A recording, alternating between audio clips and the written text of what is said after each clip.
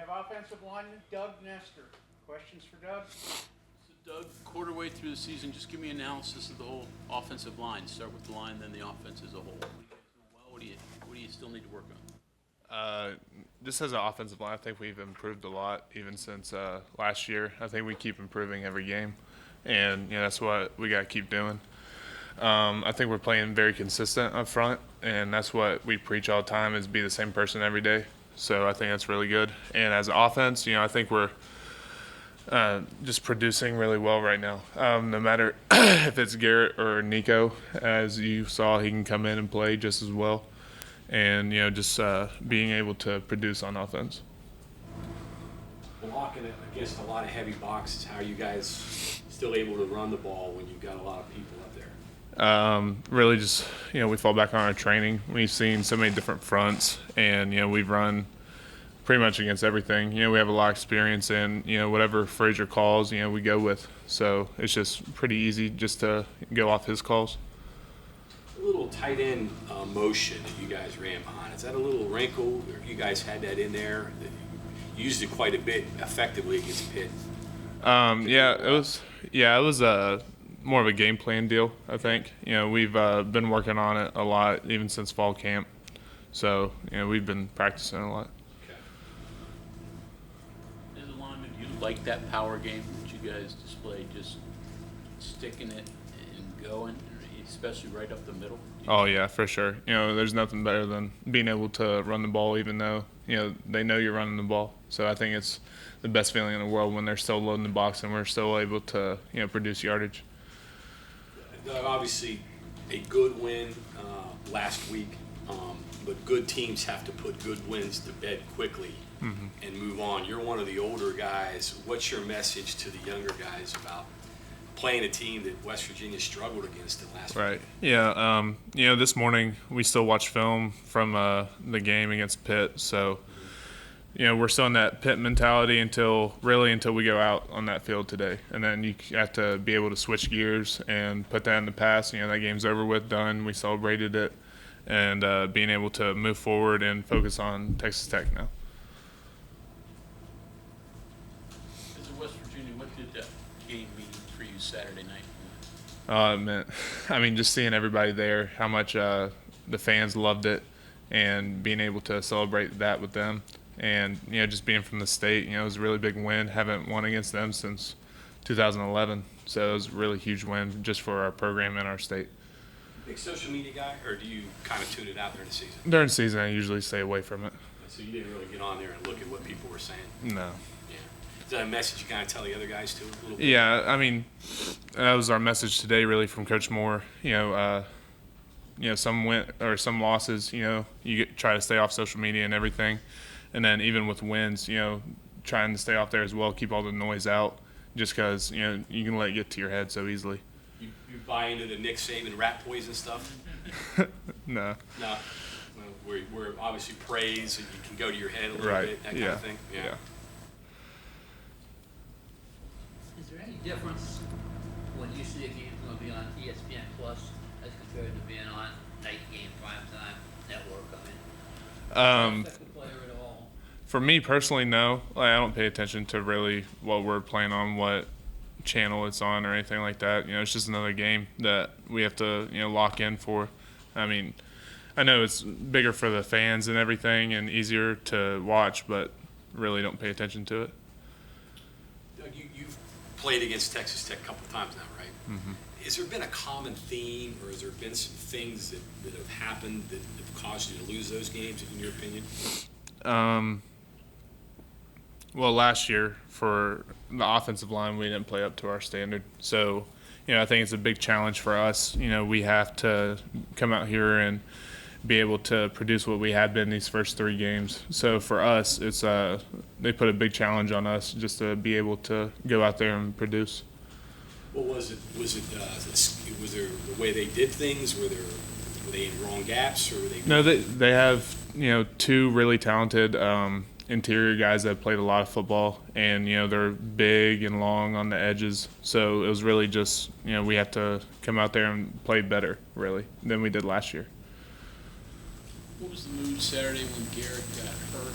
discussion amongst you guys? And is there a difference when Nico comes in, things you have to do a little bit differently with the quarterback?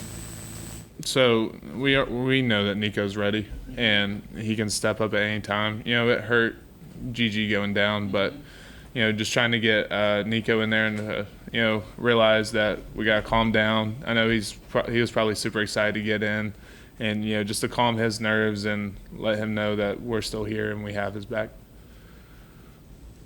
So this is your third year now? Yeah, here. Talk about the progression of what you've seen from when you got here to where you are now. How different is it so far? How much further it has advanced, et cetera? Man, there's so much. The offensive line as a whole has just gotten so much better, even just like game to game, year to year. And, you know, we keep developing, you know, just the younger guys as well. And we were all pretty young whenever we first started. And I just think that has helped a lot because we all started really young or got starts as young players. And just being able to develop and grow as those young players until we're in our third seasons now together has been, you know, just, I think, fantastic. How important is the continuity? I mean, the fact that you've got guys, even though you've swapped positions Yeah. every other day, it seems like. How important is that continuity? Oh, it's awesome. You know, not even just like on the field, but just off the field. We're always hanging out and everything, and we know how each other act, and you know, just not on the field but off the field as well. And you know, just playing next to somebody that you've been playing to for years is just easy to know how they're going to play a certain play or what their technique is like. How nice is it to have 3 straight home games? It is really nice not having to travel. I'm sure you probably may or may not be aware, you guys are underdogs coming into this week. That surprised you a little bit? You know, they got after us last year, you know, pretty well, so it's not that surprising. But you know, Texas Tech's a really good team, and you know, we're just gonna have to come out there and prove it again. Give me your thoughts of the young linemen behind you guys that are coming up. Give me your coach's hat on, you know, what Sully and all those guys look like. Sully's developing a lot, even through this season so far. You know, each practice, we're still working on him. Body position wise is his big thing. Johnny is developing really fast, a lot faster than I thought, and he's doing really well. Nick Cray and Cooper, I think, are also really talented, and you know, they got a little bit of way to go. But you know, them, even watching them in Monday Night Football tonight or earlier today, is, you know, you can see the progression that they're having. Did the crowd help you guys? Huh? Did the crowd last week really give you guys a big boost? I think so. Even just during the man trip, just seeing how much everybody cared about that game, and that's the most people I've ever seen on a man trip. And you know, just seeing our fans and how much they love that game and that rivalry is really something special to us that we all took in. Doug, you've got 3 guys married on the offensive line now. Has the conversation changed to what the kids are doing, what's going on in the married life, et cetera? Yeah, you know, me, Frage, and Yates have a little bit of conversations like that. But besides that, you know, this is kind of our, you know, place to get away from all that. So we kind of take in a different light here. You get family, I mean, foods together when you have some time? Oh, yeah, we'll go out to dinner and everything with each other. Different. You guys sort of lived the frat house life because you were all together, right? Yeah. Before, so what's it like now? Differently. Oh man, it's super weird. Not, you know, this is my first time, you know, pretty much living alone with my wife. So it's very different having to, you know, go home to that instead of, you know, just having 3 other roommates that are also football players. It's a very different experience.